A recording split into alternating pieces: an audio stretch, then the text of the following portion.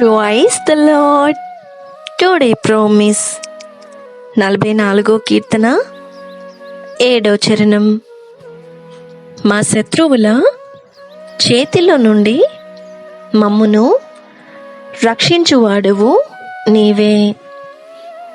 మమ్మును ద్వేషించు వారిని సిగ్గుపరచువాడవు నీవే.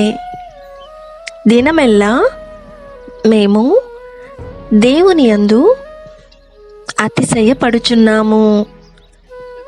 నీ నామమును బట్టి మేము నిత్యము కృతజ్ఞతాస్తుతులు చెల్లించుచున్నాము. ఆమేన్. ఈ వాగ్దానం మన జీవితాలలో దేవుడు నెరవేర్చునుగాక. God bless you.